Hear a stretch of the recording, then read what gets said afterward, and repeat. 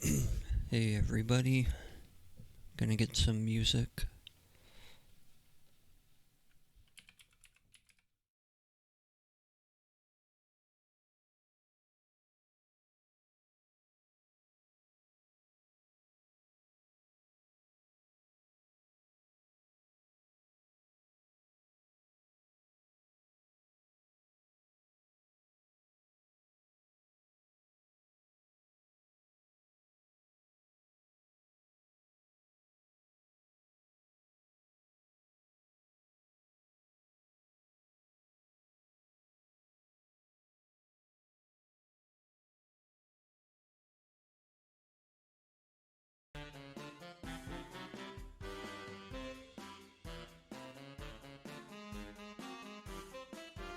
Oh, hi. I gotta get my chat up.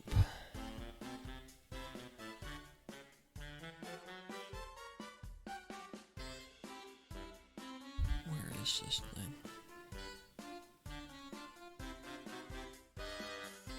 Boom, boom, boom, boom, boom, boom, boom, boom, boom, boom, boom. That's funny.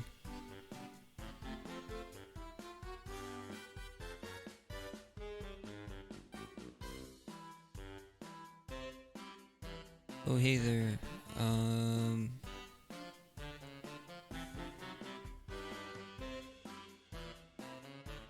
What's going on here? Oh. Oh, hi. Faxi, hi.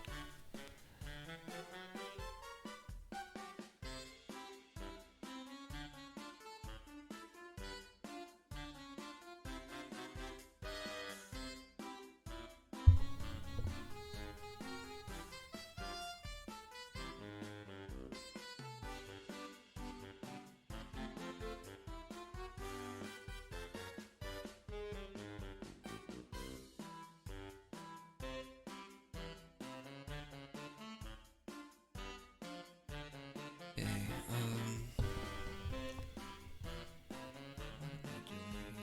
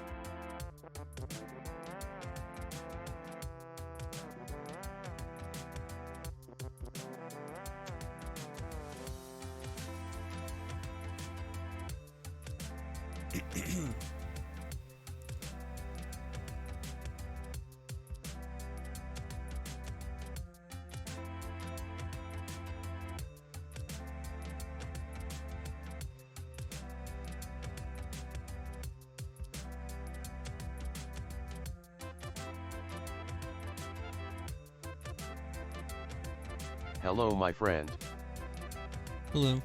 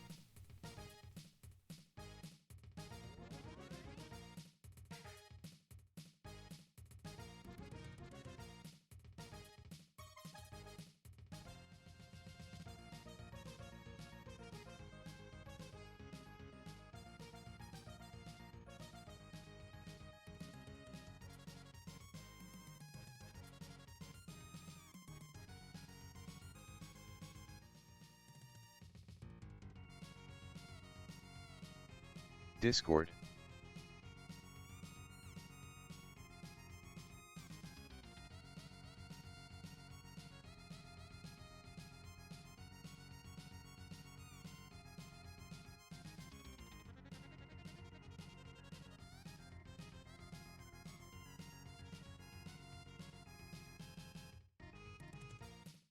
Captain Demon Angel says I have a Mortal Kombat music for you. Do you want to hear? Yeah, sure.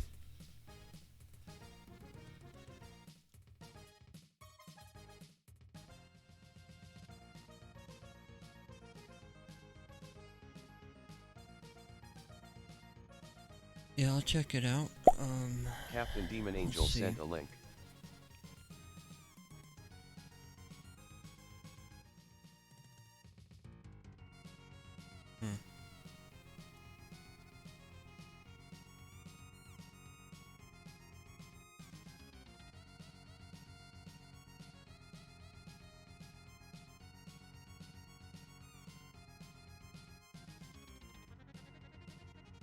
Well, that link turned out weird.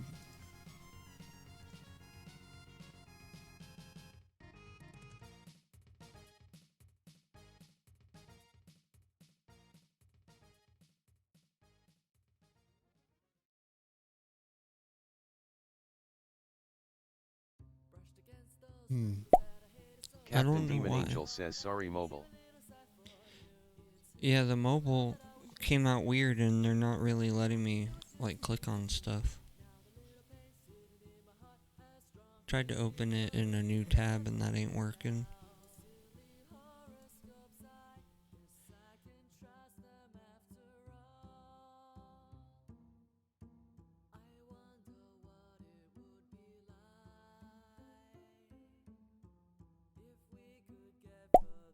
Captain Demon Angel says wait me a sec.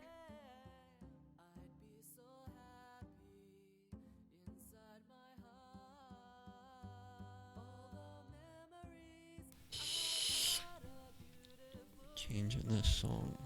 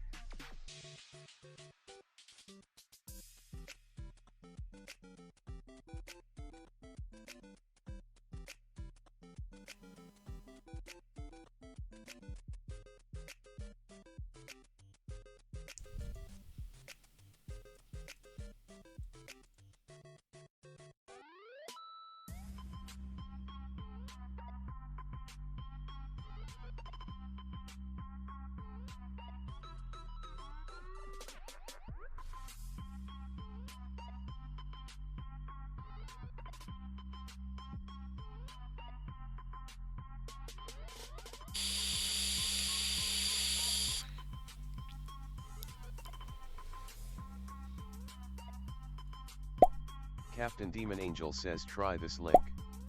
Okay. Captain Demon Angel sent a link. Oh, it did the same thing. That's so weird. Oh,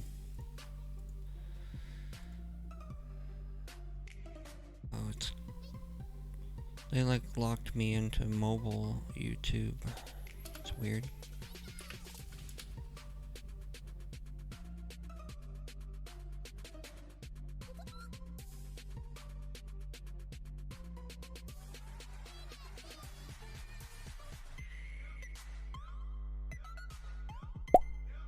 Captain Demon Angel says damn. Captain Demon Angel gifted 1 lemon. Oh, nice.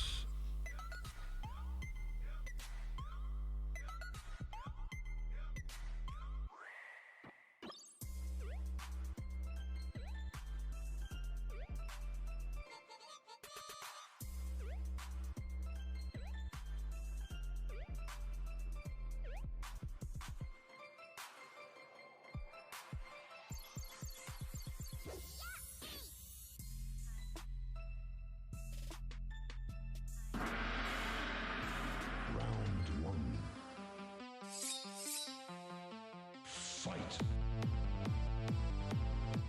Here it is. Finish him.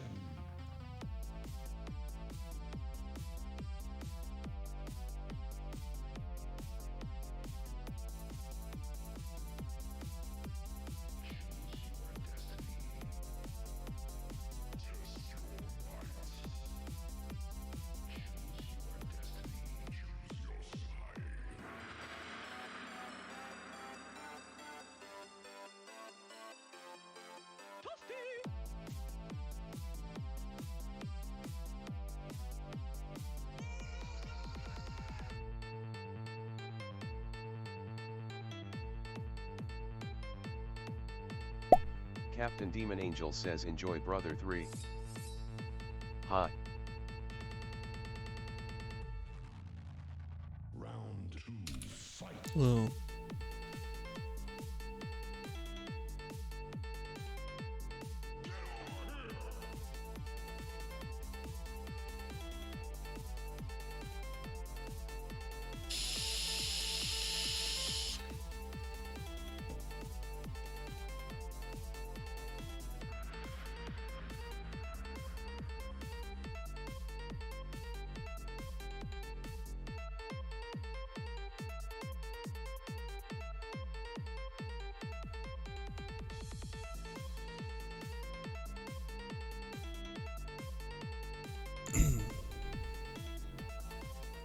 So, yeah, I got me a stream deck.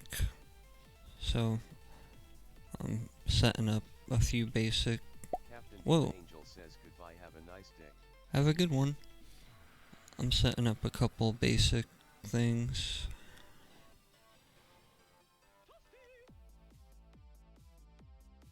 Oh awesome, gotta try that out.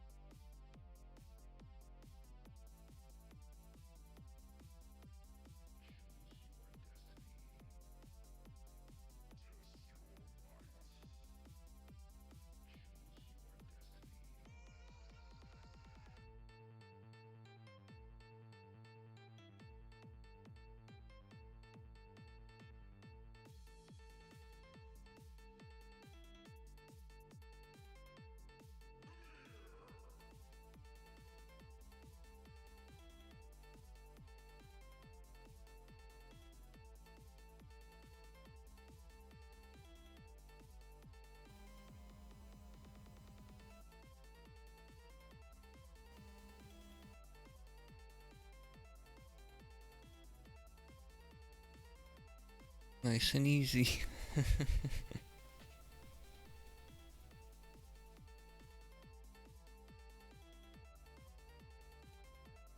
Okay, what else? I think for this one we might do muting the mic or something.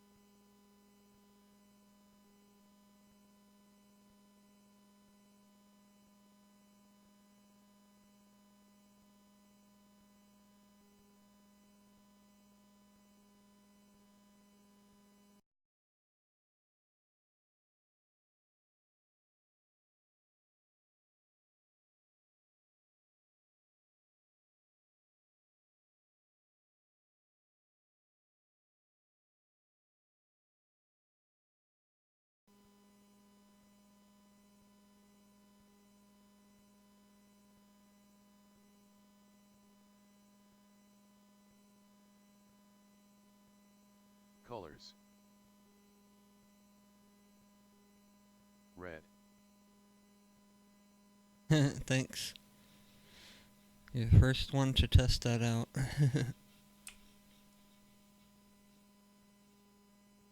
So here's the thing, I have to program all those colors. So if you suggest a color, I can go in there and just sort of add it. Cyan. Yeah. Yeah, there it is. You got that. I think that's cyan, right? It's that bluish color. Oh shoot, my other lights changed. I'll fix that. Blue.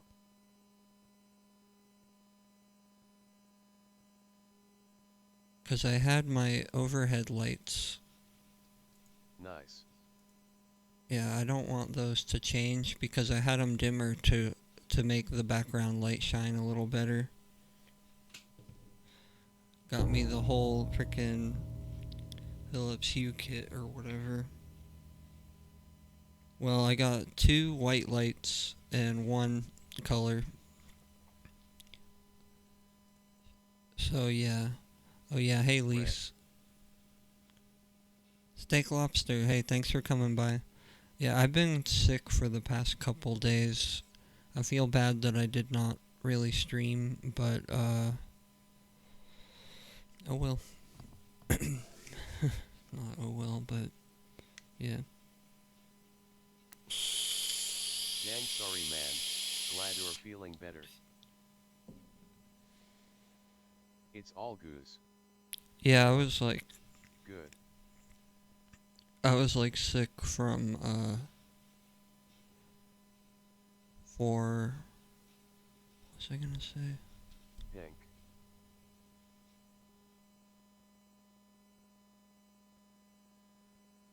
Yeah, I was sick in that way where I couldn't really sit at a computer screen and focus my eyeballs and stuff like that. Or else I'd be I'm getting liking the beard. nauseous. Thanks. I might trim it up soon enough. Clean shave Dave. Yeah. I just use like a number 2 or whatever. Hold on, I want to see what's happening on my stream. Okay, that's good.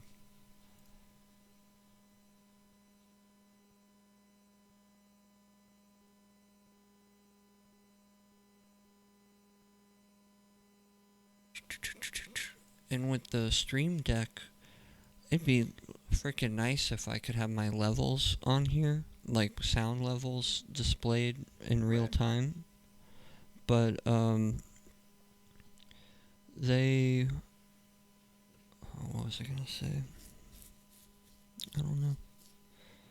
What's cool is I have this, which is a GIF. Oops. Oh, it's secretly a folder. And there's actually a little clock on there that moves. But I do plan to do something where I could do it where I could like turn up the volume of music or turn it down. It'd be nice if I could add a little fade to it as well. Because sometimes I enjoy playing the music at that edge where the problem is though you almost have to have headphones to understand, you know, the speaking. Because, I don't know, I have trouble where the volume's either too low or too high for what I like. But if I could just switch them on the fly, it wouldn't be so bad. I could do like medium, do like low, medium, high. Because then some tracks that start playing, because that's another thing I gotta do. I want to make my own, like, what do you do? Like, edit my own playlist or something.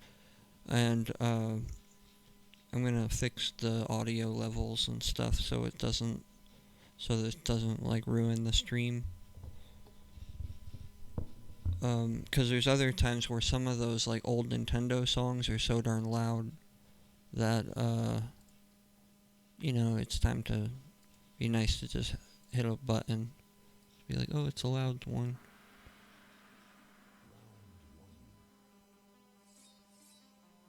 Guess we could listen to this again.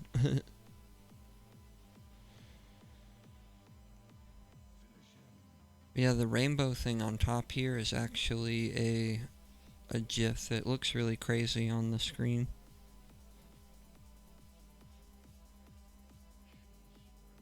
Let's see. I gotta test some. Oh, see, this is the volume thing. Maybe.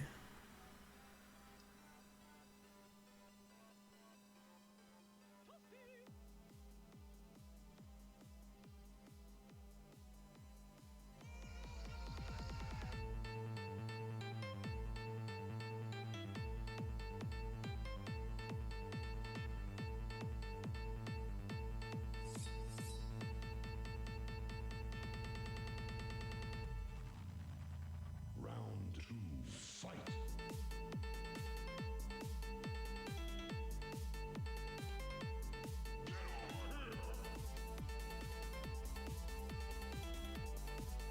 Okay.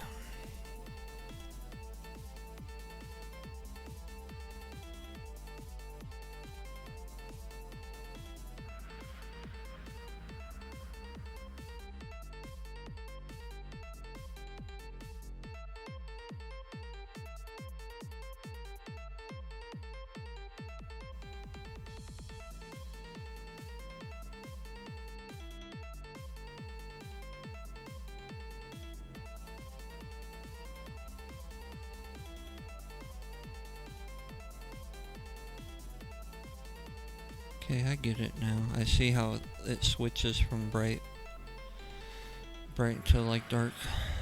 Okay.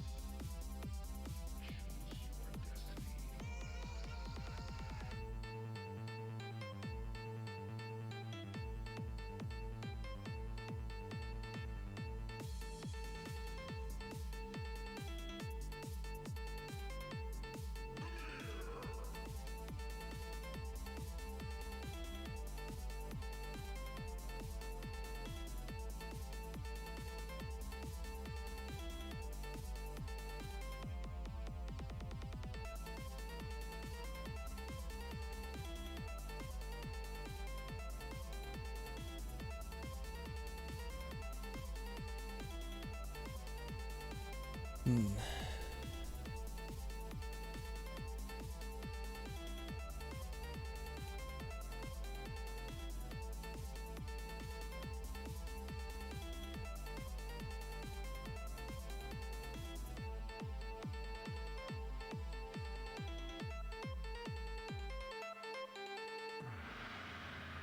Fatality.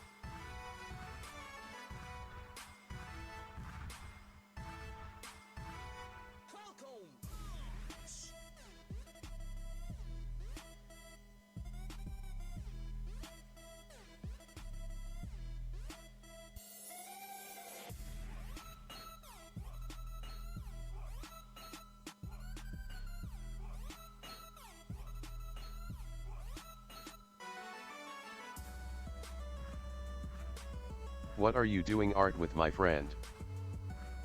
Oh yeah. Well, I do have to change that title. It's just it's a pain in the ass to do that on YouTube. You're a YouTube person, aren't you? Oh yeah.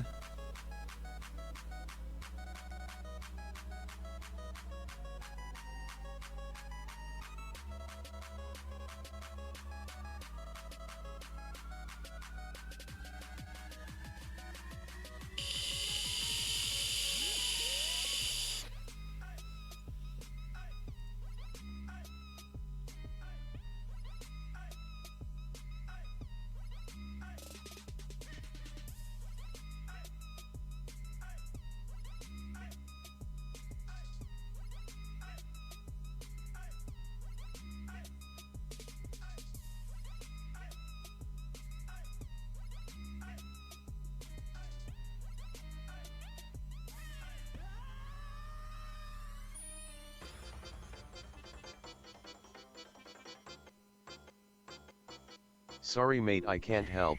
What are you vaping? That's alright. I don't know. It's like a cookie, like a cookie raspberry kind of thing.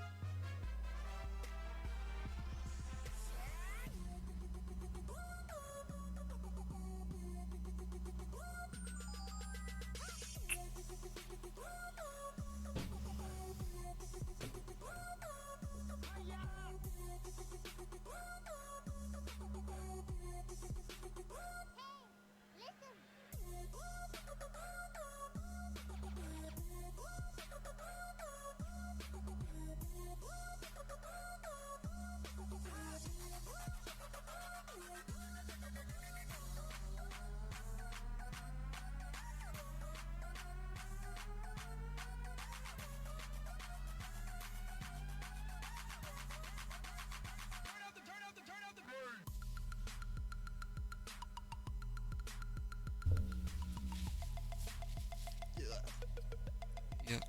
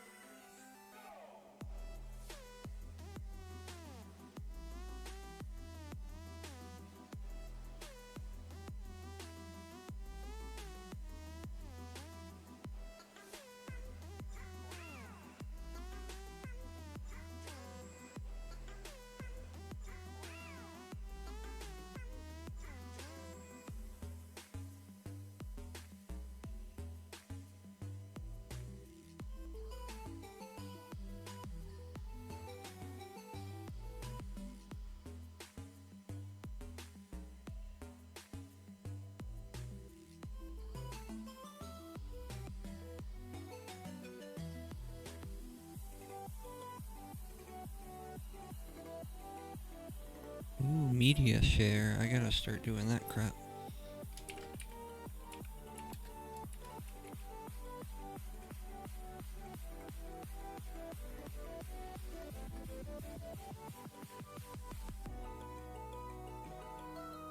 Let's set up that junk.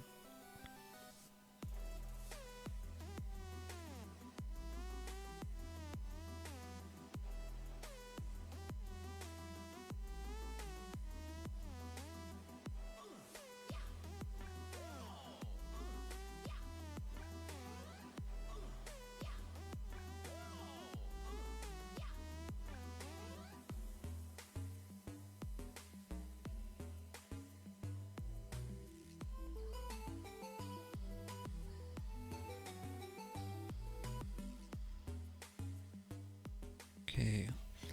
Sharing memes, getting bombed with troll videos, and watching funny videos are just a part of internet culture. With Meme Share, you can bring this into your streams by having them linked to tips. Since Media Share can get a little rowdy, we've built in powerful moderation tools and a queue and pending list to make sure your stream stays fun and doesn't get too out of control. With shared access, you can make sure your mods keep an eye on all incoming media share submissions. Okay.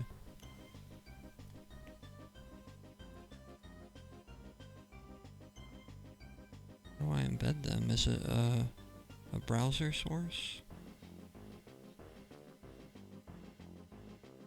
Launch it. Window capture? I don't know. Does browser source suffice or should it be window capture? Guess we'll just do browser source. Price per second, $100. No. Subscriber price. $5. About like $1.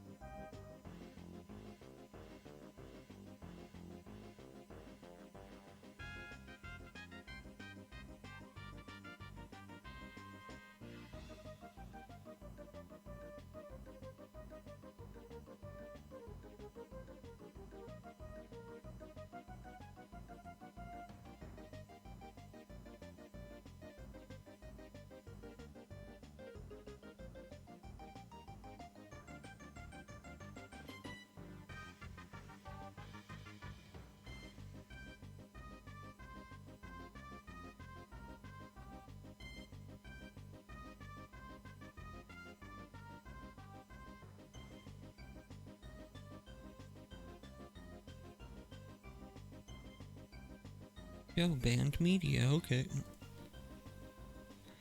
No, I guess that's like a blacklist.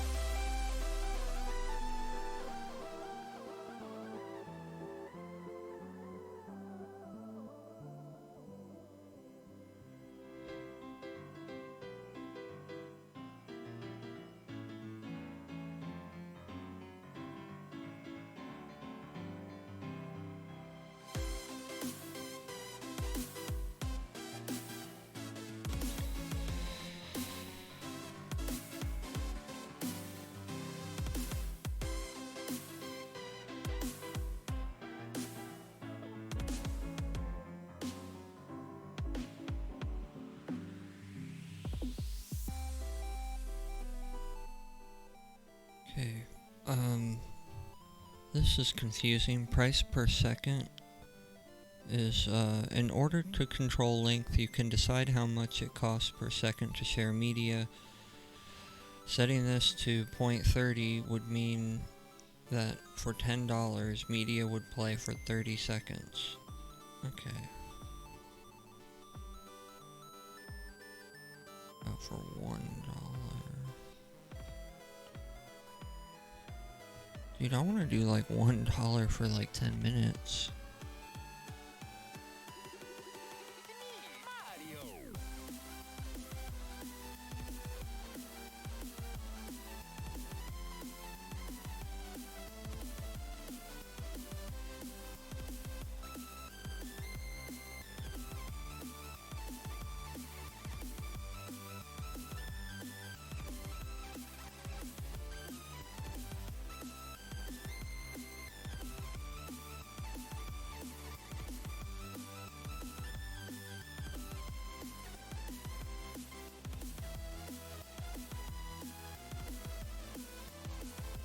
Dope hat. Thanks. I'm trying to figure out what's a good price per second on this thing. 'Cause I want it cheap.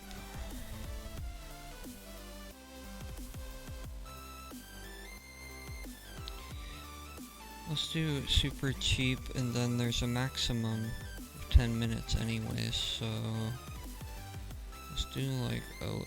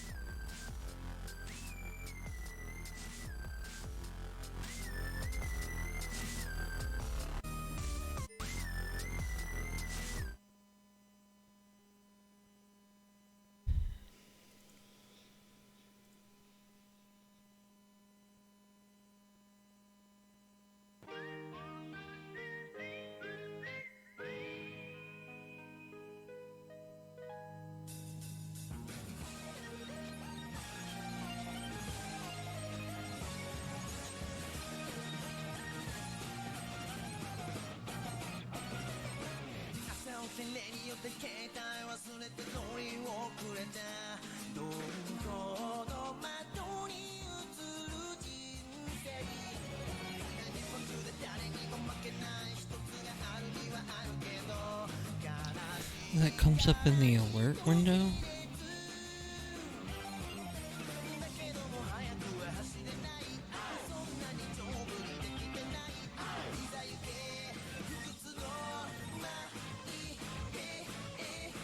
Wow, really?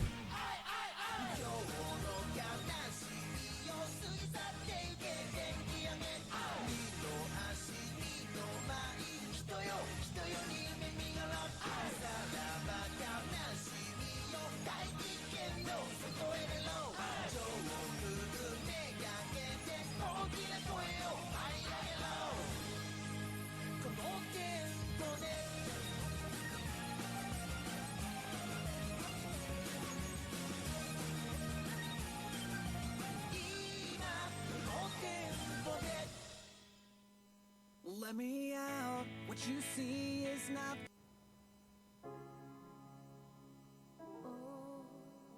He's home. すべてのすべてあなたの大切なものはかけがえのないもの What's your YT channel called?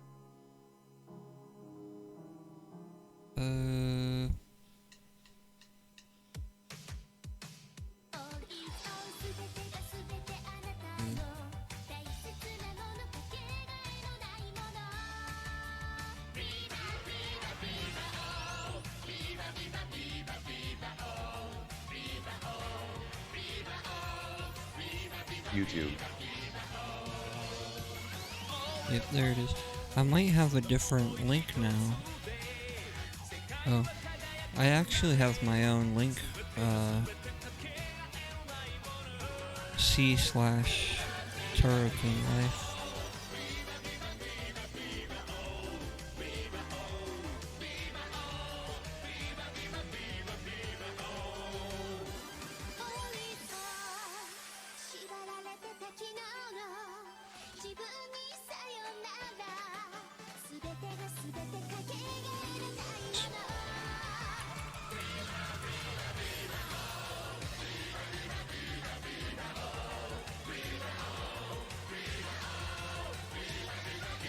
He'll sub now. Alright, thank you.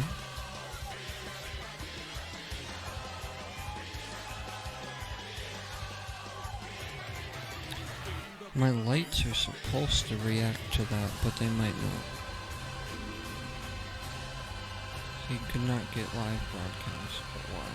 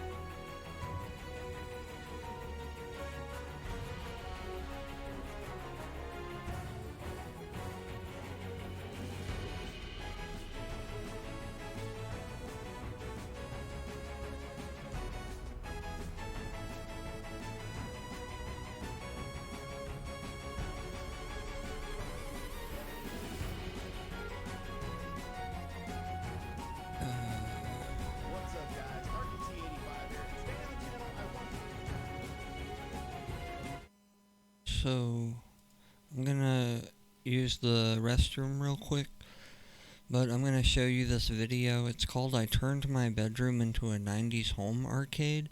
But the thing about this, I watched a little bit of this earlier. He just kind of has a lot of commercial stuff, like those arcade machines in the back are, hold on, I gotta change my view here.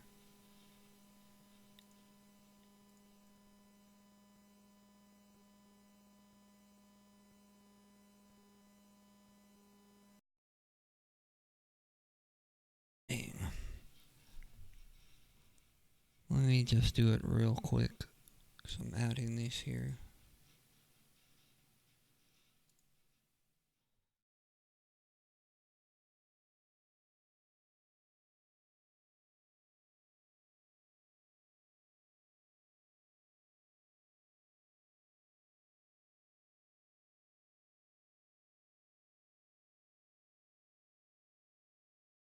Okay, there we go.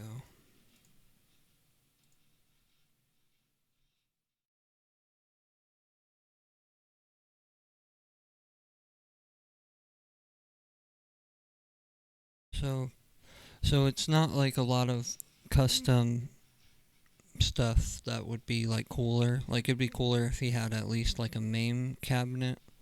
So it's kind of like, kind of the junk you could buy off Amazon.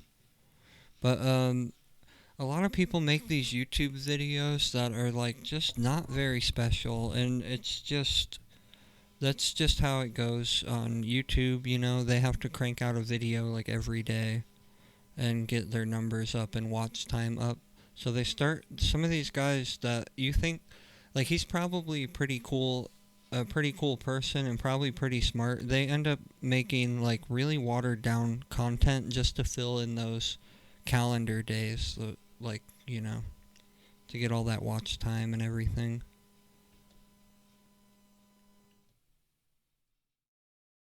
So the stuff he's got isn't that interesting, but I think his channel's cool. But it's just that happens sometimes where they kind of have to crank out garbage. Do something a little bit different. Now, if you're a long-time viewer of the channel, you would know that a couple. Because this is basically a video of all the toys he just has in a room somewhere.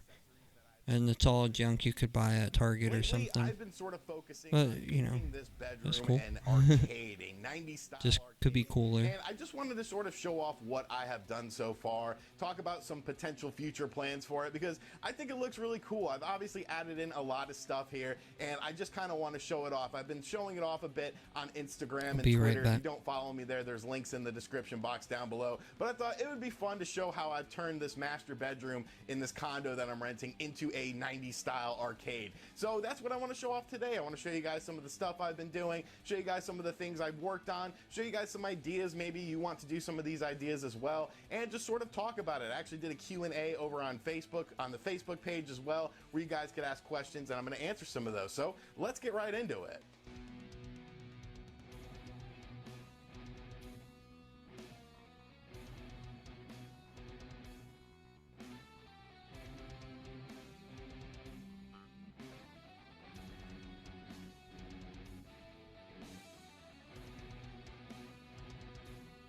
So first off, lighting is going to be very important in this game room. Right now I obviously have a filming spotlight set up, but this is just a basic lamp with a interesting light bulb that actually changes colors. You can do all sorts of crazy stuff with it. It actually comes with a remote. I picked this up off of Amazon, just the bulb itself for like $10. It fits right into any lamp, and I really like it. All of the B-roll footage that I'm showing you guys really sort of showcases how this room is supposed to be without all this additional lighting and stuff like that in here. But I really like what this does. Like I said, it just plugs into any sort of lamp, so it's super easy to manage. I do need sort of a little smaller stand for this lamp and maybe put it up a bit more, but I definitely like it. It's a clean little aesthetic, and I really like how the colors sort of rotate like this.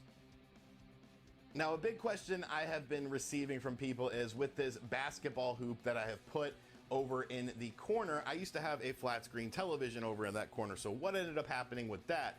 Well, I ended up just moving it to this side of the room, and I think it works really well. Now, since I rent this place, I did not want to, you know, drill holes into the wall and mount it onto the wall. So I actually found this tripod thing on Amazon, and it's a TV tripod. It basically mounts to the back of the TV like a standard mount would, and then it's just a tripod. You can move the TV around, you can position it in different angles and stuff like that. So, you know, it works for me. It's probably not the most aesthetically pleasing thing, but I think it works pretty good. You know, it holds the TV up. I don't even think I put it together right. There was a lot of additional pieces that we had, but I think it looks good. It definitely keeps the television out of the way.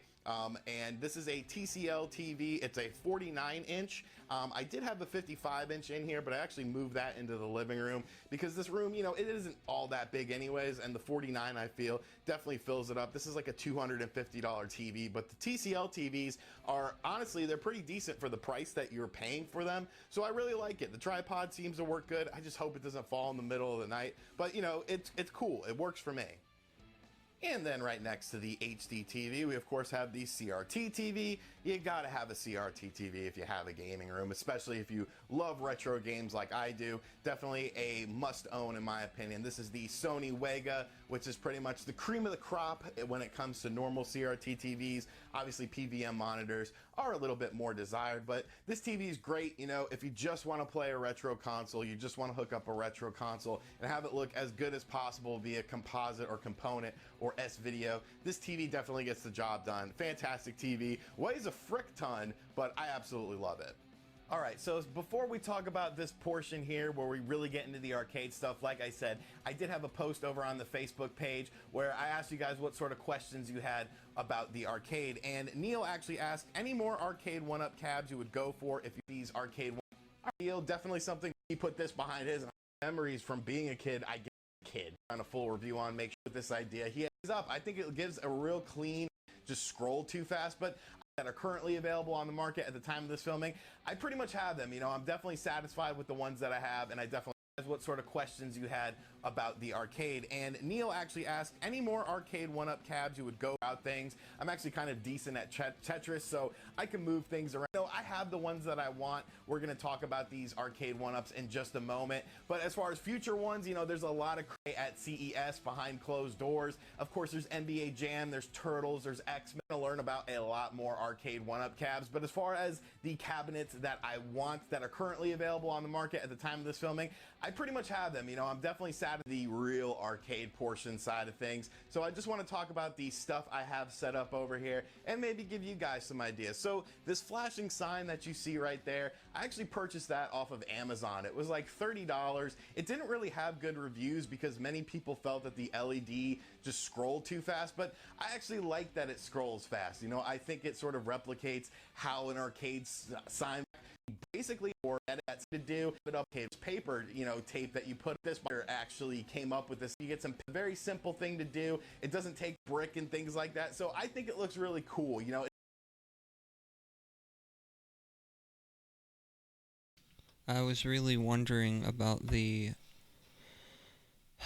paper thing he was talking about. He's talking about the wallpaper. This is all like really chintzy stuff. Do it by myself. The backboard actually came loose because I didn't tie one of the screws in. Good music, it talks to you, so you can just bring it up like this when not in use. It clips right to the an adjustment, honestly, when you're for a very long time, and sort of trying to position this in a way that's not sort of intrusive. I want to get like a little couch like that. I actually want to have like a couch for streaming. To the basketball goal is a bit difficult. Like a living room setup or something. Basically what I have to do is when I am not playing basketball, I can put it wherever. I can just move the goal up and it's fine. But when someone wants to play or when I want to play, I just sort of push this out front.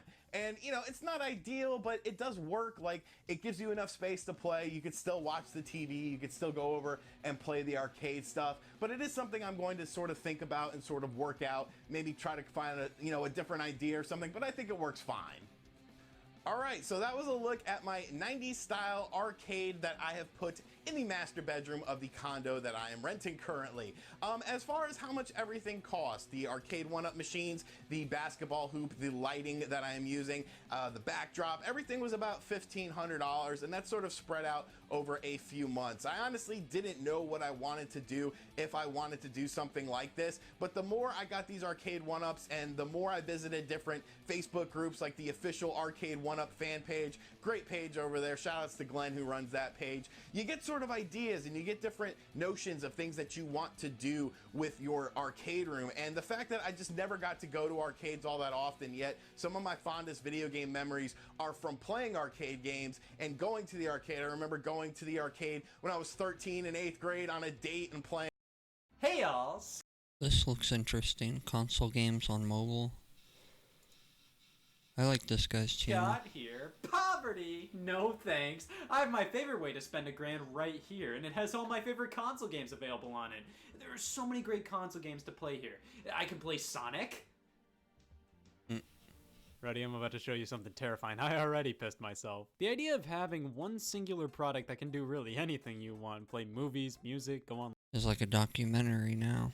online, make calls, send text messages, and play video games was something dreams were made of. I don't need a DVD player, iPod, or physician because the smartphone does it all. Yes, iPhone, Android, Windows Phone. Smartphones were cool back in the day, especially when they were more of a luxury rather than a necessity. Yeah, this thing has a 12 megapixel camera, who gives a shit?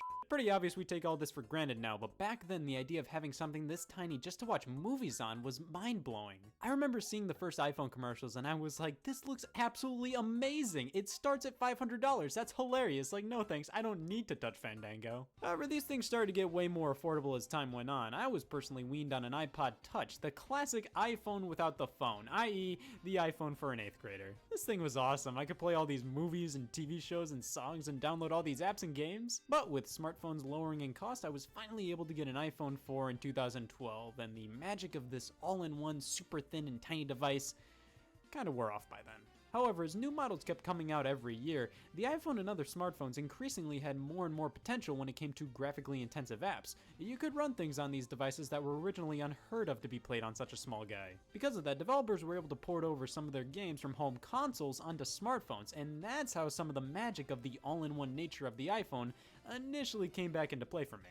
I can play Grand Theft Auto 3 on my phone on the school bus. That's amazing! Console games on mobile devices. This is a topic I have a lot of experience with. Back in my high school days, I was super keen on having everything possible on my iPhone at all times.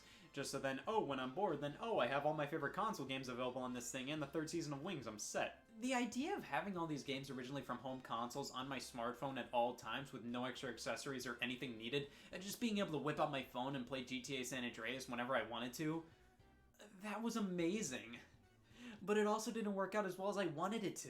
My high school years were from the Wii U's launch in 2012 to Star Fox Zero's release in 2016. The rest was a blur. But I do know from the start, a fair amount of kids had smartphones. By the end, I mean, everybody owned one. What, you didn't want to be called a fucking loser? Because of that, during my high school years personally, teachers just kind of gave up on regulating cell phone usage. I mean, like, of course you couldn't use them during a test or during a lecture, but when the teacher was just sitting at their desk or during study hall, hell yeah, man, break out puzzle bits. I was never a huge mobile gamer, but because of high school being worthless and having so much downtime during classes and study hall specifically, those were the years I played mobile games the most, and I noticed the most popular ones were always stupid simple. Stuff like Flappy Bird, Trivia Crack, these dumb games, Geometry Dash, Jetpack Joyride, Subway Surfers, Flappy Golf, the best one. I mean, everybody played games on their smartphones, so obviously the mobile market was something all the big game developers looked at back in 2011 saying, well, we know what we're doing tonight. All of these companies acted like the future of gaming was going to be on mobile. Consoles are dying, this was where the money was. I mean, to be honest, back then, I wouldn't blame them for thinking this. An iPhone 4S could run Infinity Blade 2, that's still a pretty decent looking game today and was made by Epic Games basically just to show off how powerful the iPhone could be for gaming.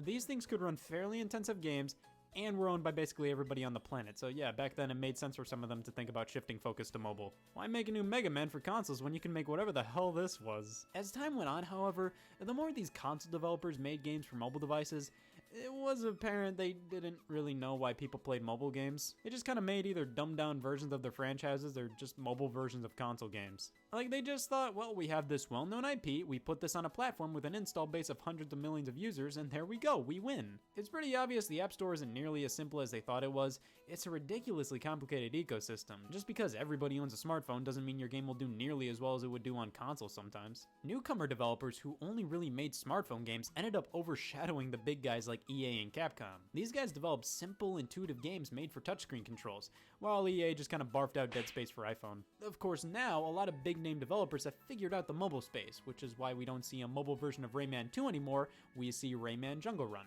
These console game conversions really didn't suit the mobile market, and they've died out considerably over the years. Like I said, I used to be stupid into the idea of playing these games on my Wonder Slab, so I would generally download any big home console to iPhone game I could find, and normally if they were on sale. However, after scouring through my previously purchased apps, most of these games are lost to time. They've been delisted from the App Store or are no longer supported by the current version of iOS. That's a good sign. Just a few of the ones that are no longer available that I remember. Dead Rising Mobile, this stunk. Clunky and the draw distance of the zombies was just garbage. This was a situation where they could barely do Dead Rising on mobile, but they probably should have waited until they could kinda do Dead Rising on mobile. Burnout Crash, yeah, this was the Burnout game that came out where people said that's not Burnout. Crash mode was one of the most fun parts of these games, just trying to create the biggest crash you can. Burnout Crash is basically this entire mode, but from an overhead perspective and at a much slower pace, which takes a lot of, if not most of the fun out of Crash mode. The mobile version was pretty similar to the console releases on Xbox Live Arcade and PSN, and I'd argue this worked fairly well as a mobile game. It didn't make it a great game, but it felt well suited for mobile. The Simpsons Arcade, not The Simpsons Arcade, The Simpsons Arcade. This was a reimagining of the original Konami game from 1991. It's obviously based off of the idea of that game, but it's not the same, and it kind of feels more like a scam calling it The Simpsons Arcade. They knew what they were doing, and I'm sure tons of people downloaded this expecting to play the original arcade game and went, oh. Resident Evil 4 Platinum. I know I just totally dogged on Dead Rising Mobile, but for Resident Evil 4 on the iPhone back in 2009, I mean, it works as well as you'd expect it to. I think Dead Rising was far more subpar. This wasn't a good way to play Resident Evil 4 and felt more like Capcom saying, look what we can do, we can put Resident Evil 4 on your phone, we're fucking crazy. They obviously did it to milk Resident Evil 4 for all it's worth, to release a big name game like this on the iPhone, to get attention. They didn't release it because they thought the game would work well on the iPhone. But it was fairly novel to have a somewhat faithful mobile version of this game, and it worked to some extent. There was also Resident Evil Mercenaries Versus, a game more suited for quick mobile gameplay in my opinion. Battlefield Bad Company 2!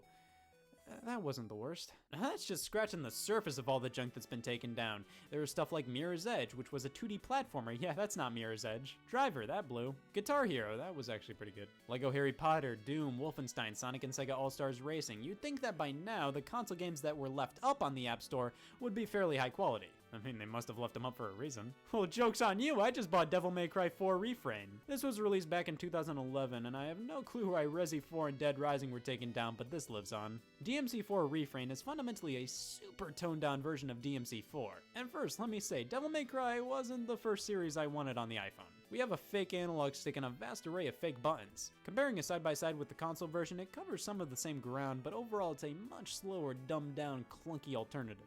Story is told through text only, models are at a far lower resolution. This feels like a relic of the past, a mobile game from back in the day that somehow is still available to purchase. The whole touchscreen analog stick or D-pad sort of thing just doesn't work the greatest, but it varies from game to game. There are some games which are just an absolute train wreck to play with a touchscreen, but then there are others which work surprisingly okay, though they're still not great. You get no tactile feedback, and your fingers almost always cover the screen, making it hard to see everything. You're controlling your character with glass. You can get used to it.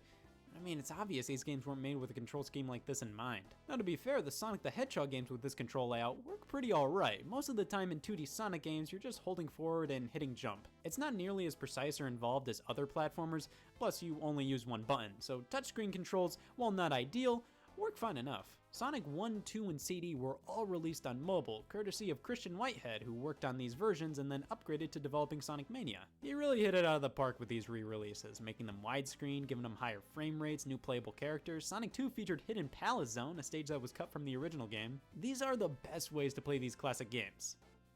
And 1 and 2 are only available on mobile. The Sonic CD remaster came out on consoles. I don't know what the deal with 1 and 2 are. Yes, the best versions of Sonic 1 and 2 deserve the best place to play them. a fucking phone. Now, Sonic 1 and 2 were actually originally released on mobile years before they were updated to be the Christian Whitehead versions. Yeah, these weren't great. Sonic Spinball was originally on the App Store, but was later delisted. Damn it! But thankfully, the mobile ports of Sonic 4 remain. Sonic 4 Episodes 1 and 2 aren't great games. These were released alongside the console releases of their respective episodes, and weirdly enough, they've fully updated Sonic's model at some point in Episode 1. And honestly, I think because of this, Sonic 4 Episode 1 on mobile now looks better than the console versions. The original release looked perfectly fine in terms of being a mobile version of Sonic 4, as Sonic's model was a bit blocky, but now it looks pretty decent. Doesn't help the fact that it's still, Sonic 4. But if you want to play this game, the mobile release is better than I remember. I do think the touch controls are way worse here than the Christian Whitehead re-releases, but hey, it's Sonic 4, I'm not going to be playing this again, who cares? Well, thank God, you can play with tilt controls! That was everybody's problem with Sonic 4 on consoles, they listen guys. Now Sega has this new mobile initiative called Sega Forever, where they make their mobile games free, but with ads which you can remove by paying for the game. They've made a lot of their classic titles a part of Sega Forever. Tons of these were actually released a while back, much like Sonic 1, 2, and Spinball. And they were all obviously cut from the same cloth, featuring the same virtual Genesis D-pad and buttons. Now you can play them all for free with ads, which is honestly pretty cool. But they also made some more modern games and games exclusively made for mobile a part of Sega Forever. Super Monkey Ball. This was one of the first games shown off for the iPhone. If you remember, the App Store didn't make its debut until 2008, and this was one of the headlining debut games.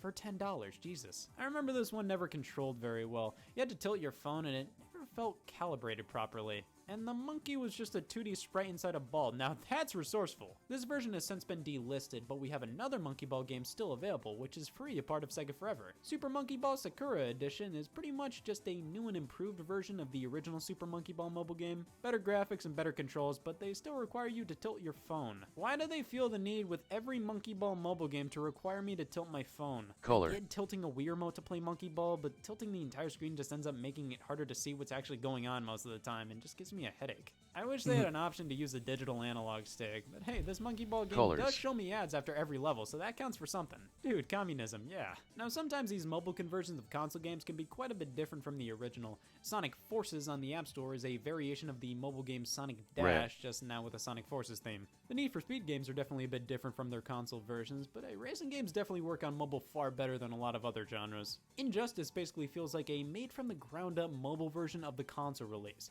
They basically focused on swiping Yellow. and tapping the screen for moves, and it works way better than if they just smacked Injustice on the iPhone. If they just downgraded the graphics considerably, put a digital stick and buttons on it, and called it a day.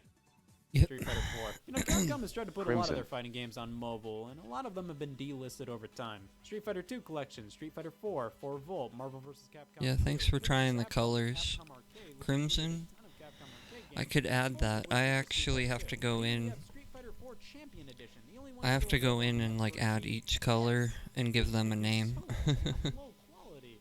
I'm no Street Fighter aficionado, but a fighting game like this does not work very well with no actual buttons or sticks. Yeah, it has Science. to Some games has to work be all right with the digital lowercase. control layout, and some games are Street Fighter 4. Oh, I shouldn't have put that uppercase. Oh well. They should have gone This is the for first night I got 'em design hooked up. something from the ground up, not do a straight conversion of the console release. Also, this thing wasn't properly formatted for iPhone 10s. What are they trying to tell me? Can't see.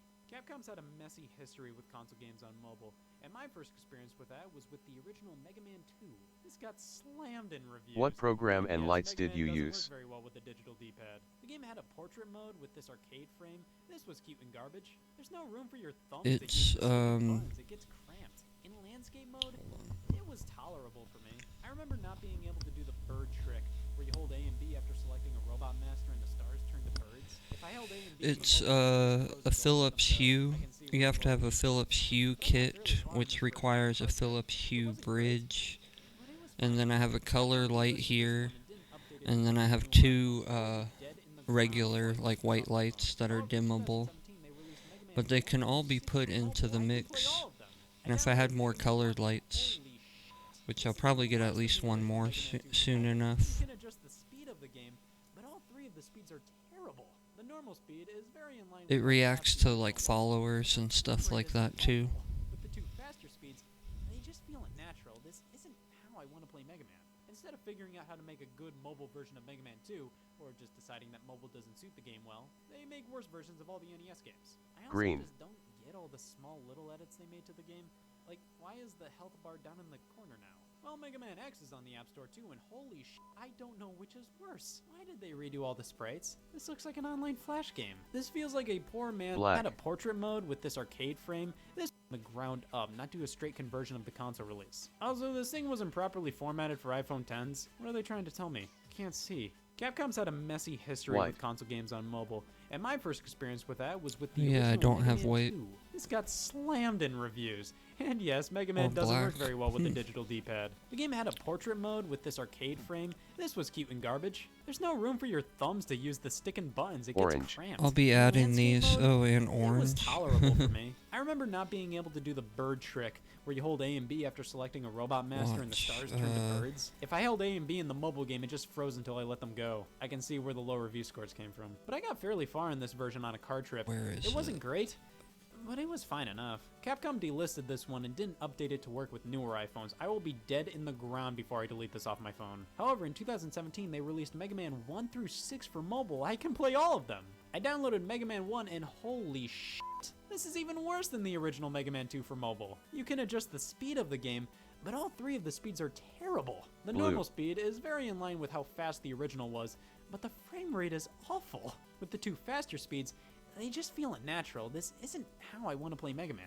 Instead of figuring out how to make a good mobile version of Mega Man 2, or just deciding that mobile doesn't suit the game well, they make Magenta. worse versions of all the NES games. I also just don't get all the small little Yeah, edit changes to the magenta, game. that's kind Like, of why a is the a health trick bar down in the a corner trick now? one. Well, Mega That's Man what X is on the App Store I too, and just holy assume sh- that's I don't know which is magenta worse. based on Why my did they redo memory. all the sprites? This looks like an online Flash game. This feels like a poor man's Mega Man X, and I really don't know But why I they should felt the go need to look make up these everything feel hex so much codes for like cheaper and true lamer. orange The and original Mega Man stuff. 2 release for iPhone came out well before this version of Mega Man X.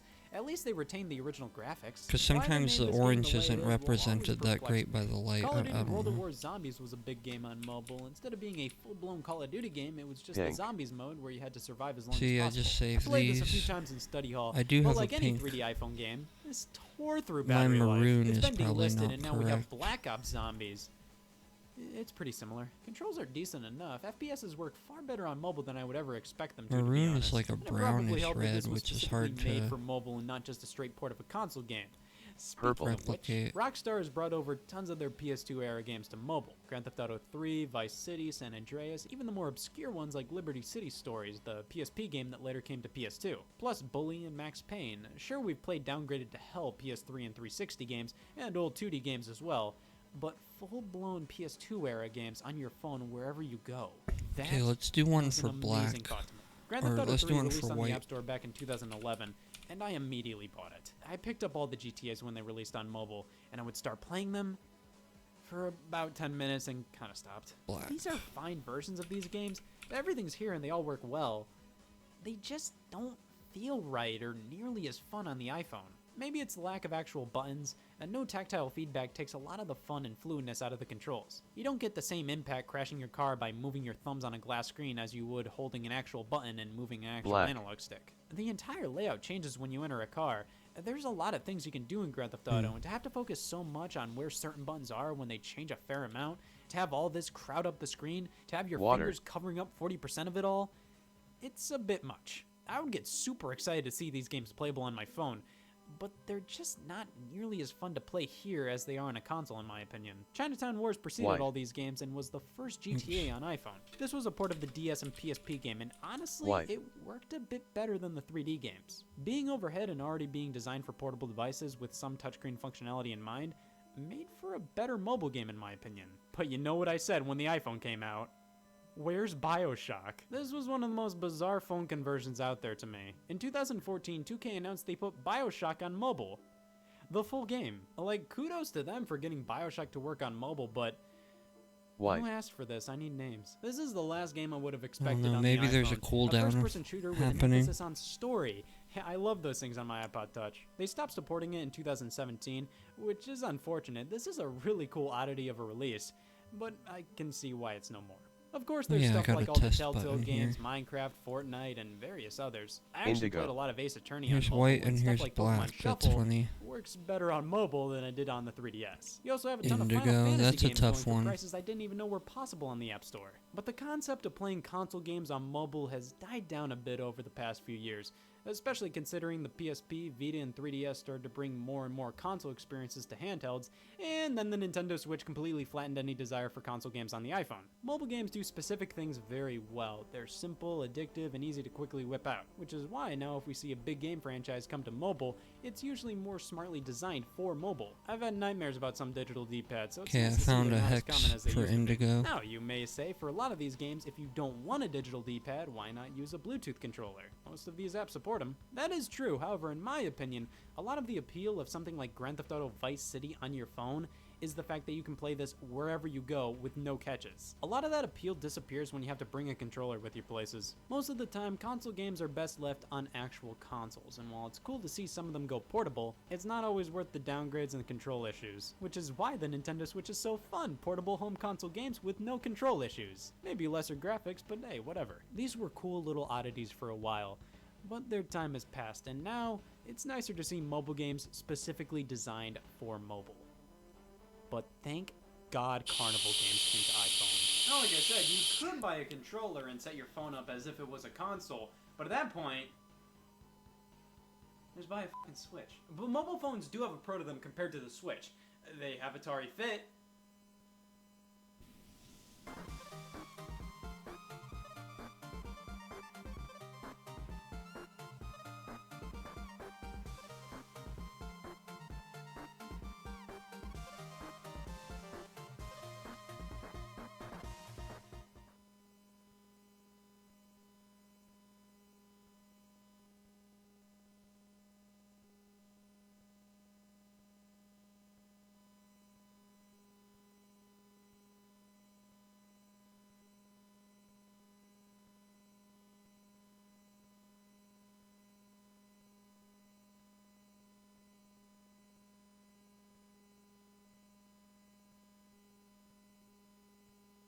Do you stream for full-time job? No, but I'd like to. I have enough ideas, or I mean, I think I could fill the day with streams, even if they're not that interesting. Um, but lately I haven't been doing the greatest. I think the last time I streamed might have been like 5 days ago.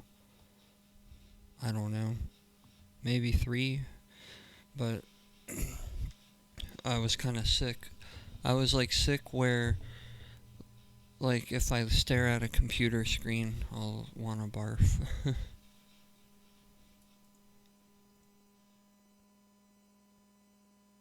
But I think before I would say that confidently to somebody about doing it full time is that I need to do more hours, do it as if I'm doing it full time.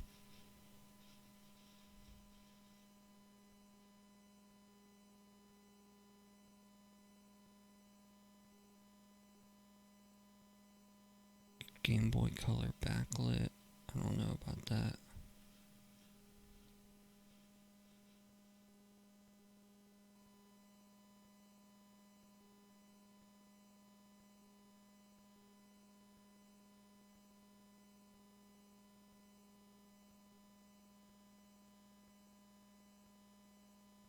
Back in 2013 at a New York City Comic-Con, Nintendo did a whole panel discussing A Link Between Worlds, and in it, there was an image that they shared with the audience. But let's take a look at a different. Hi. You got it. So you can see it. It was the entire game flipped on its side, and this image was later referenced and shown once again in an Iwata Asks interview. This image is really fascinating to me because it's the first time and only time that Nintendo was so blown away by their own production that they boundary broke their own game.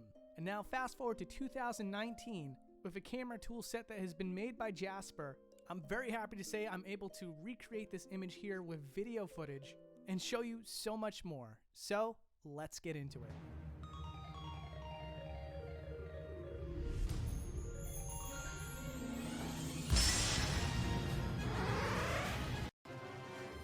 So what exactly are we looking at here, and why is it like this? Well, as you probably noticed right now, all the characters are tilted a bit. The reason for this is twofold. One is that they want to replicate the art style from A Link to the Past, which is easy to agree with because if the camera was genuinely pointed straight down on top of the character, the only thing you would see for most of these characters is the top of their head. And buildings and environments would show you far less detail. In fact, if it were to be straight above their heads, it would look something more like this, which I think you can agree is not ideal. So the developers of Link Between Worlds had a serious task on their hands. Not only did they have to tilt all the characters and the enemy models so that it looks convincing to you, the player, but at the same time functioning as though they are firmly planted on the ground, but all the environments had to be modeled in such a way that it matched the angles of the characters. So making traditional models for buildings and statues just wouldn't cut it. So what you're left with here are these intricate designs that look funny on the side, but in terms of serving the actual game, perpetuates the illusion to the player perfectly. And now that that's all out of the way, let's do a highlight of all the things I found the most interesting while looking at this game from another angle. First of all, the game's void is something that's very untraditional. Now, every room you would think would have a traditional void, but if you continue to pan the camera out, you in fact find out that the quote-unquote void is a rendered black box. And outside that black box is a superimposed image of the bottom screen of your 3DS. Which, by the way, I am so thankful for, because it serves as a pretty good contrast to what is existing right now, and is so much better than the alternative, which is a void with no refresh rate. Which at certain angles it looks like the game does have, but trust me, your eyes will appreciate the fact that I'm not showing you that. So what are all the things that you can find while zooming the camera out? Well, one is a layering effect used to cover up the environment. Very quickly you can see the entire square that is used to make that filter, and that everything below it is unaffected by this haze. Also, in Princess Zelda's throne room, you can find an L-shaped texture of the outside world. The bottom half of the texture is never shown to the player, so it's kind of interesting that it was made here. And one of my Oatmeal absolute says, favorite "Watch a zoom vaping." outs is when you go outside of a dungeon. There are environments shaped around the outside of the castles. And although the developers did a lot of resource management to make this game run at 60 frames per second, the detail that you can't see when you're outside of a castle is It's staggering. like a raspberry cookie flavor. It's great. And I think the one I want to show you the most is Hyrule Castle itself. What they did here is they used the texture of the Hyrule map and then gave that environment 3D depth. And like I said, so much of this is not shown to the player. And in fact, with a lot of these areas, if I was able to remove culling before having to produce this episode, there would be even more to see. As for everything else, it looks like most of these areas just have a dome, like flipped upside down, which is, again, untraditional, but given the circumstances of A Link Between Worlds, it does make sense, since the camera is almost always pointed down and hardly ever pointed up. It makes sense to make Oatmeal most of these says just was a bowl, wondering if although there is nicotine of one example where it's THCP. a full sky dome, Oatmeal and that is just in the followed. Yeah, it's nicotine. There's a little bit. Now let's start moving the Of camera nicotine closer in into the there. environment and start to find things that are hidden within It's it. actually One a of the things mix. that I absolutely mix a love 3 how the Zora seeds work milligram underneath the water. and Now, in a truth, the water in Link Between Worlds and like a is really 50. shallow. However, when the Zoras I dive add just back a little underneath bit of water, the you might 50 notice that one they're not to sort of present give or me visible. my But the fix. character model is there. And yeah, It's thanks just for underneath following. the entire map. And it's great because you can see the model completely static and ready to be queued up for its animation once again. Something similar happened when I first encountered Yuga in the cutscene where he's summoning Ganon. Surprisingly, before you even get to see Ganon, in this split second, and I have to slow the footage down because it just doesn't show up on screen for very long, you can see the Yuga Ganon model underneath the stage in a T-pose. In fact, the cutscenes seem to love to do this pretty often. Like in the first stage cutscene where the character gets turned into a painting, the character model lingers after she's been pushed into the painting, and you can see it right here, for a solid few seconds before it disappears. That same effect happens to Link as well as he goes through the wall. But by far, my favorite thing in this whole episode is that the balls that roll down these hallways are on a looping track. Oatmeal says, I am "I'm not from Twitch, joking. but I have Underneath been the eyeing map, this you can see platform the for a balls while." rolling back up into the position in which it rolls back down again. I honestly couldn't believe it. Also, before Link ever gets to go to Low Rule, there's various locations where there's supposed to be warp That's points cool. I or think travel it's points fun. between worlds. However, before But that pivotal moment happens, they don't exist yet. But if you take the camera through the walls, you can find artifacts that show you that it's supposed to be there. I think it's pretty fun, but I never start any of these endeavors expecting to get a crap load of money out of the platform.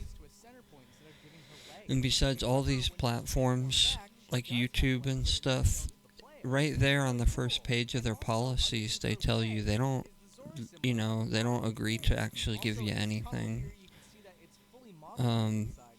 So when they change their rules and stuff, you can't really complain about it because it's their website, it's not your website. But I think it's fun, except I don't know about the new. There's a new chest system. A new chest system on D Live that I should start. I should start doing. Kind of makes sense, but I certainly wasn't expecting it, and it's also really cool to see that Link is just standing right behind the painting. And I don't even know how to start it.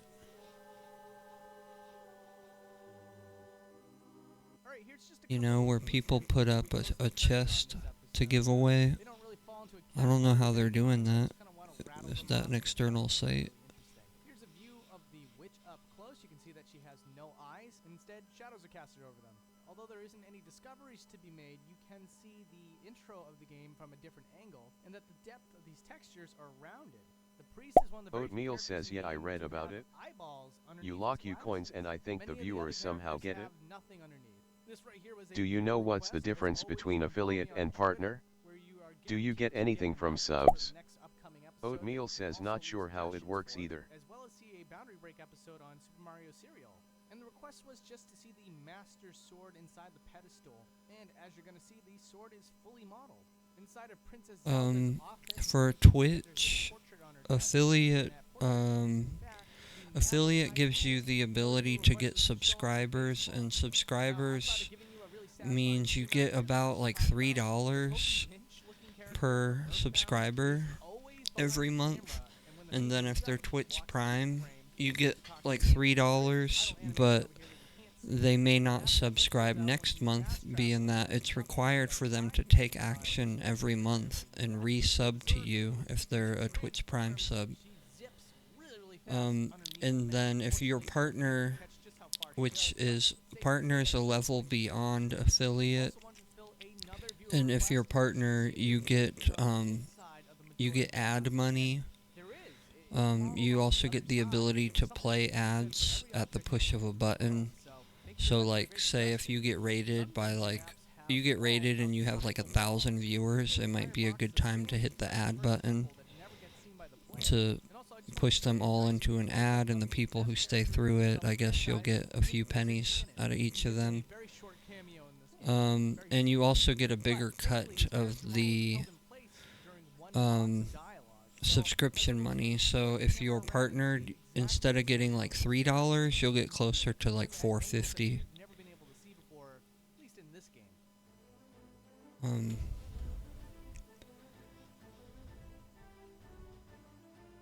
And partner program. The only thing with partner though is partner programs Much more respect to you, keep grinding flexed biceps.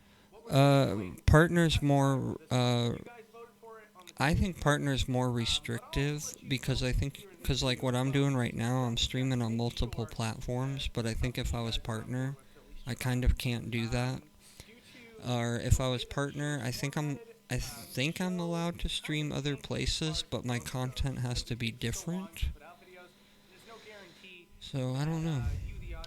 But partner programs still might be worth it, just the fact that you get I heard affiliate got 2.50 per sub, and partners get 3 or 3.50 per sub. Yeah, it's something like that. So I could see where if you're an affiliate month after month and you're getting a lot of subscribers, you might feel like you're leaving money on the table, I guess. And then partners can do, some of them can do the bounty programs, which you might have heard about these days, where you can... Oatmeal says this Zelda is for the Switch, right? This is for the 3DS, actually. The video will have absolutely amazing discoveries. The way the show's format right now is that I curate all the best Must be my lucky day! But, Thank you for following J4040. forgot what I was saying. But yeah, thanks for following. Thanks for following, dude. I'm trying to remember what I was saying. Oh, but bounties, it's where you can choose, instead of having to find like a sponsorship on your own with the game company, Twitch will offer these bounty things where Oatmeal says you were talking you about sign partner up. and affiliates. Yeah, you sign up and then you can do the bounty where it might say play. It'll say something like play Anon for 1 hour. But I think even if I had those kind of opportunities, it doesn't mean I could actually fulfill them because the bounties, the only time I've heard about them and heard that they're easy money is only from the hugest of streamers where they probably automatically are already getting a minimum of like 4K viewers, and that bounty might require a constant of like 30 viewers or 300 that they know they can get with no problem. So that's another thing. Even if I was to like try and then get to bounties, I'm not so sure if I still would have to. It's not just easy money. I think you still have to put up the numbers of viewers and stuff. That's what I assume. I assume you can't just like. I assume I can't just click on a bounty and then play League of Legends for like 3 viewers and get like $1,000. I highly doubt that. But that's kind of what it is. Like bounties sometimes will be like thousands of dollars, like $4,000 to play this game for like 3 hours. But then I think it does probably require you have an average viewer base during the time you're playing the game. That's what I would assume.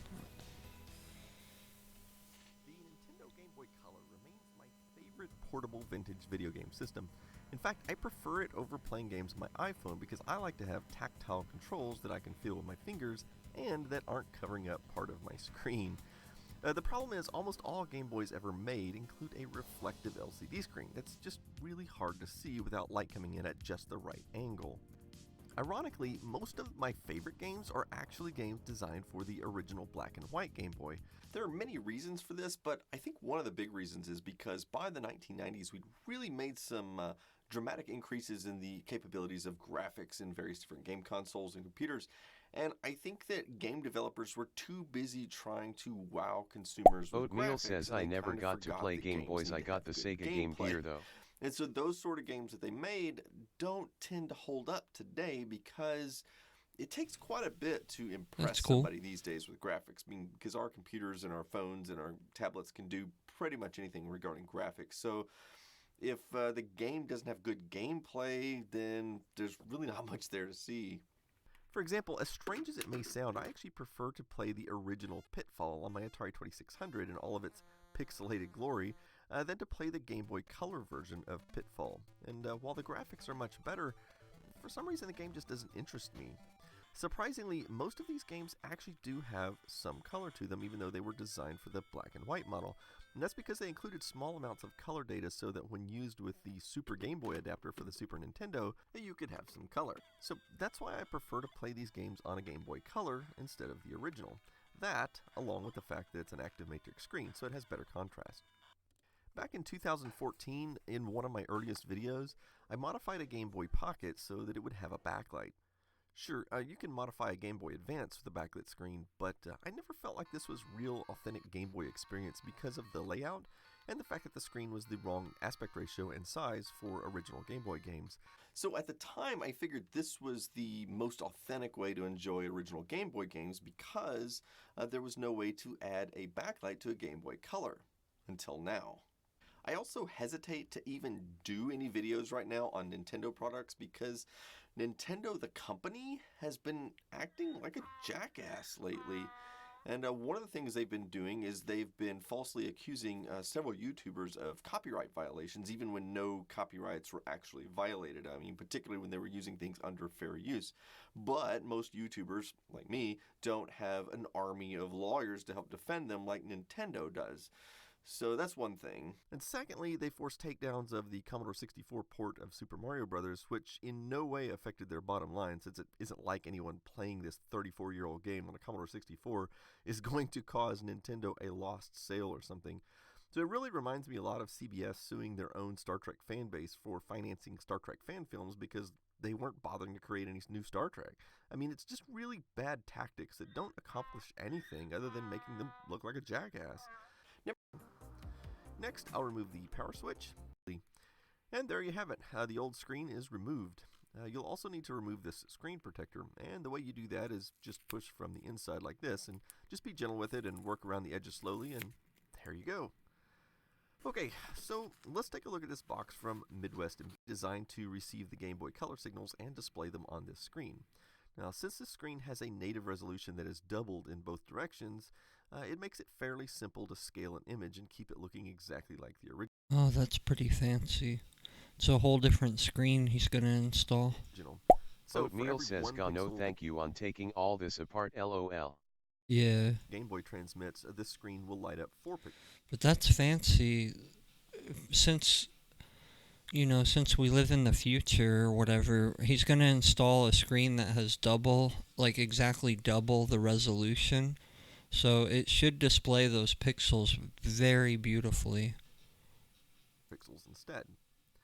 And here it is compared with the... Like with that type of setup, they could even tune the screen to have like a different refresh rate or something for those like in-between pixel moments. Original screen I just removed. I mean, I'm sure they're not changing the refresh rate and stuff, but... Okay, so the new screen will go down like this, but this little ribbon cable on the left is in the way.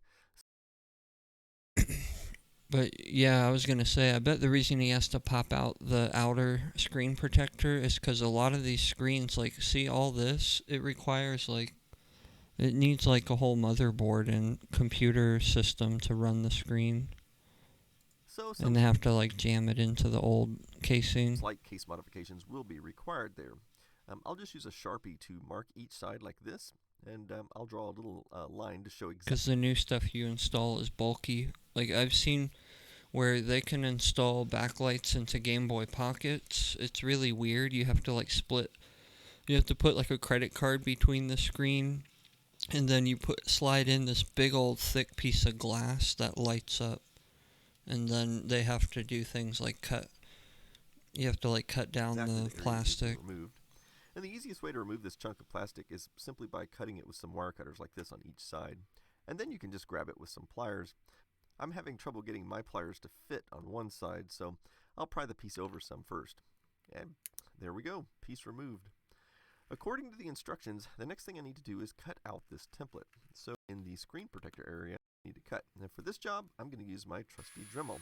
Out again. This was going to be much more difficult, which leaves room for me to clean it up with a file, and filing is done. I'm also going to need to remove the adhesive from this screen protector, which is a perfect fit, and I'll just lock. What it'll allow you to do is change the brightness by holding down the select button and to fit now. Okay, I think it's absolutely amazing. And as I mentioned earlier, okay, so how does it look? Well, it looks amazing. I mean, with the screen protector back on, you can barely tell that there's anything different about the Game Boy Color, jacked up. The backlit screen is just absolutely amazing. And as I mentioned earlier, I really love to play the original Game Boy titles like these. And they look better than I've ever seen them before. It's sharp, but look, the screen's off-center. There's black border on the top and bottom. That's just a little weird. For me, I'd rather have perfect, you know what I'm saying? I'd rather have the lower resolution screen that doesn't have black bars and stuff. I'll take another Game Boy Color that is not modified, and we'll do a little side-by-side their screen is sharper, but this game does have some look, color, it turns out smaller too. That's no good. The Game Boy Color screen's already pretty small. What we're looking at here is the contrast of viewing angle and definitely looks better, but if you ask me, I would just buy. You can just buy a PSP and play them on the nice big PSP screen. The older reflective model, but when I change angles, you can clearly see the backlit model is way better. And of course, if I turn the light out in the room, then the original model becomes unplayable. However, I could keep playing this one in the dark with no problem. How does this compare to the GB Boy Color that I reviewed a while back? Well, this cheap Game Boy Color knockoff works well enough, and it does have a backlit screen, but my biggest complaint about it was that the pixel arrangement on the screen is really meant for playback of video or maybe a digital camera or something like that, and so with games, everything just appears to have really rough edges. And Oatmeal I wanna says show you, Metal some Gear close-ups I Peacemaker took on the the screens of PSP all was the 3 biggest units. Metal Gear at the This is the time. original Game Boy with the reflective screen. This is the same game shown on the GB Boy Color, and you can see how jagged everything looks.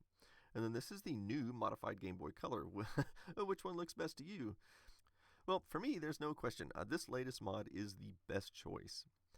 Okay, a next comparison. How does this one stand up next to the Game Boy Pocket that I modified with the backlight a few years ago? The Pocket has a great screen. Both of them can be played in the dark, which is nice, but I think you'll see the new Game Boy Color screen has a lot more contrast to it.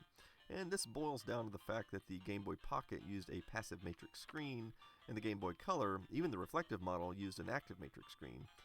And I think we're all spoiled today with active matrix screens and everything, so I don't think my Game Boy Pocket will be getting much use anymore. I'll put a link down in the description field of where you can buy the backlit screen if you are so inclined to do the mod yourself. And I guess that about wraps it up for this episode, so as always, thanks for watching.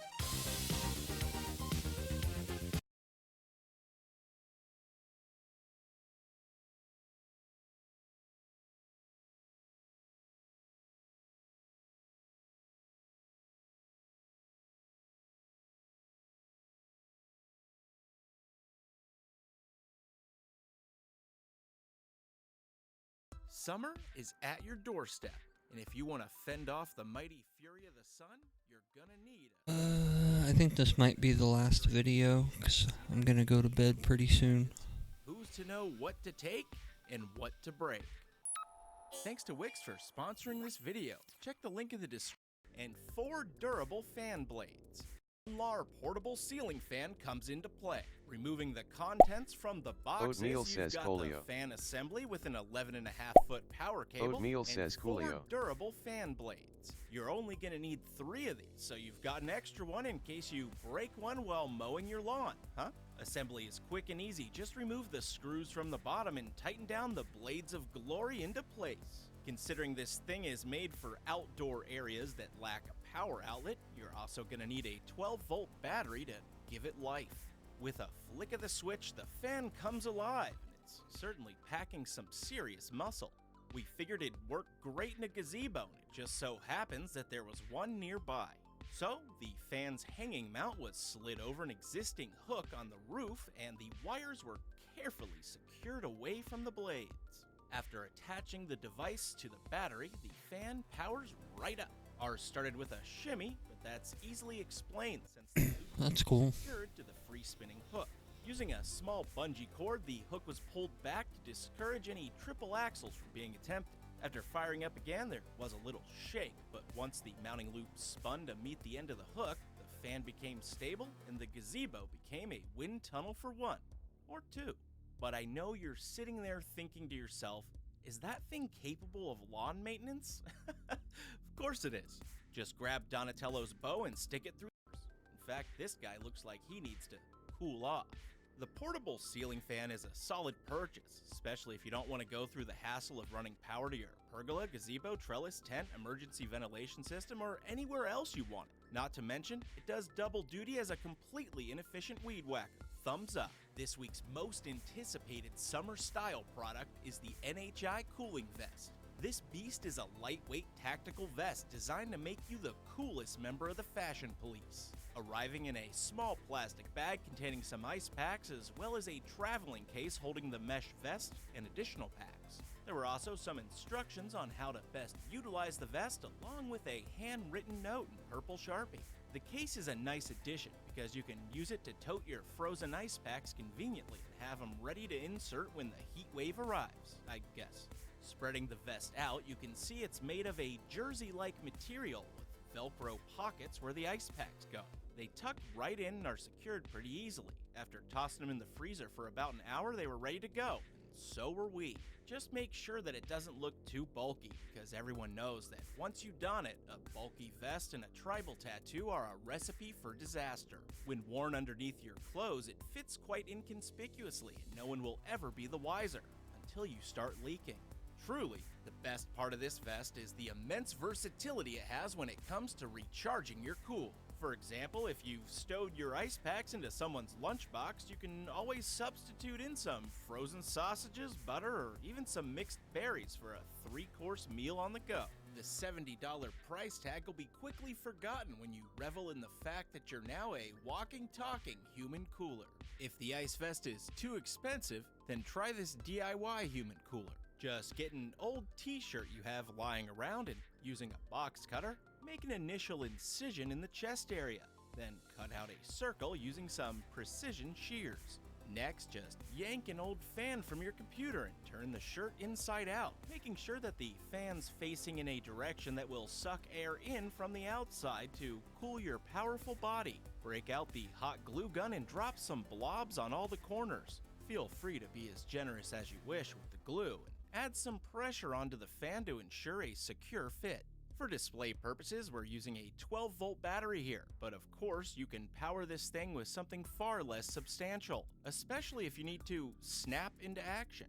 When it's all said and done, this is a suit we can get behind. Not only is it a true sight to behold, but it keeps you cool when the cosplay competition gets a little musty. Just look at that. Easy, breezy, beautiful, dollar nifty guide Going tells to you play your the new horoscope Sonic and even racing how to set game. the product up. The unit itself is pretty sleek, but it's mostly Yeah, a definitely. design and feels fairly cheap. In the front, the adjustable I think grill it'll be slides out alright. to reveal the filter, and the lid opens I'm right sure up to reveal the Crash is water gonna be intake. good. Behind the lid, you'll find a There's a couple Crash buttons, one to Racing's power coming up out. the unit and adjust its speed, and the other to activate the night light. Moving along to the back Nice. side, we can see the robust intake fan, as well as a small port Console. power adapter to plug into.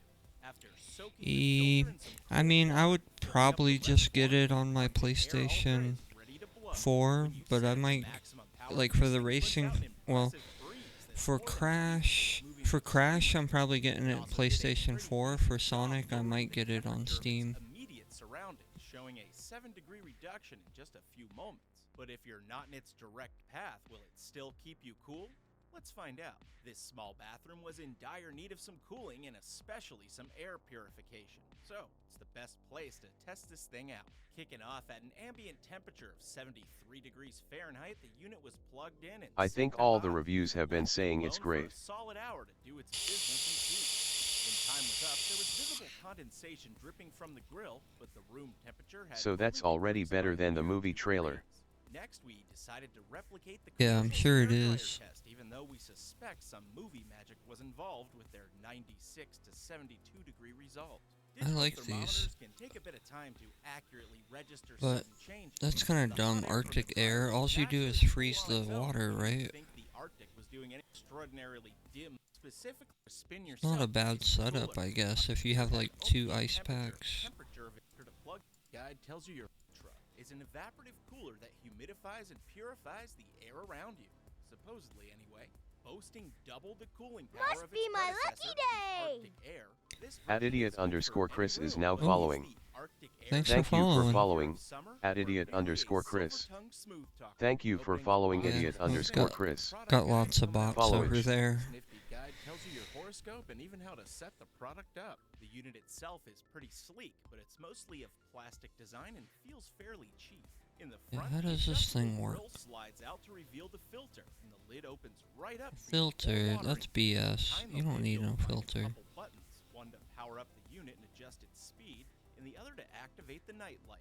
Moving along to the back side, we can see the robust intake fan, as well as a small port for the power adapter to plug into. After soaking the filter in some cold water and filling up the reservoir, the Arctic Air Ultra is ready to blow.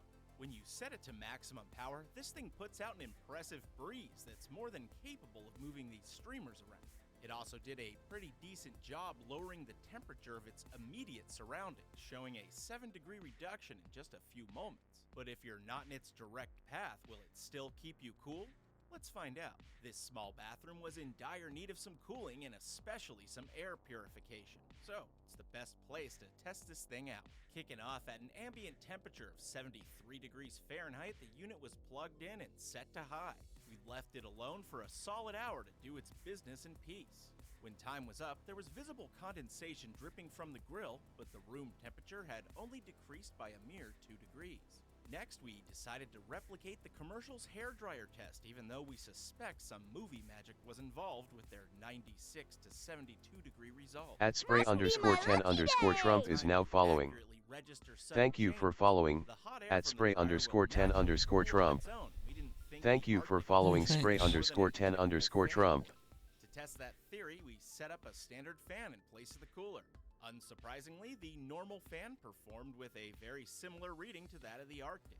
This showed that the commercial hot air conversion test was ill-conceived at best and really does nothing that your tabletop... Hey, I own one of those things, brother. Believe it or not, it actually works. Oh yeah? I guess I believe you. I think... $49.99 at Walmart. Oh yeah, too bad it's not cheaper, but like, I could see, because I'm seeing gonna these move... kind of adverts makes me want to watch Djibouti Dubs parodies, lol. Yeah, I need to, like, when I move to Florida, I might get something like that, because if I'm just sitting here, like, streaming and put it blowing at me, it would probably get me pretty chilly. I don't think it's really gonna, like, contribute to a whole room, but I'm sure if it's pointed at you, like, sometimes even a dumb desk fan like that could help, and I'm sure that's a little better. So yeah, I guess I'm gonna go. Oops. That's what I did. I left it on my desk.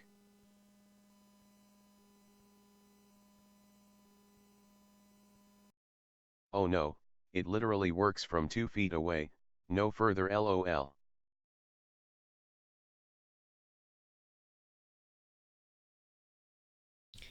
Oh yeah.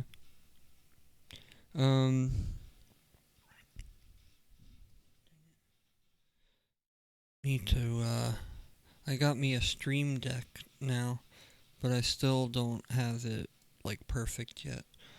But yeah, so yeah, I'll see you guys tomorrow. I should start streaming earlier. Yeah, I got the stream deck now. You guys could see the menu. And it is pretty darn CYA helpful. only Sonic. Yeah, man, thanks. It is pretty darn helpful, and it makes it, hold on, let's see if we can shut off the PC display.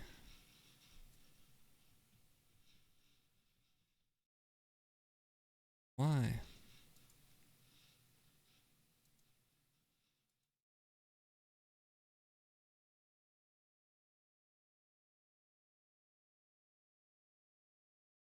There it is.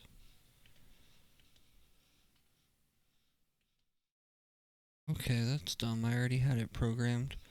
Later, brother, see you next time. Yeah, so it makes it a lot more chill to stream. Like, I might even add, like, the whole, like, Have go a good live night. suite. And I can set it to do, like, tweeting and all that stuff like I should. So, yeah, I should see you guys tomorrow sometime. Maybe, like, my schedule says 6 p.m. 6 p.m.'s kind of like the latest I'll start my stream. Or, since I say 6, maybe it might be 9. I don't know. But yeah, so have a good one. See y'all tomorrow. Happy holidays. Peace.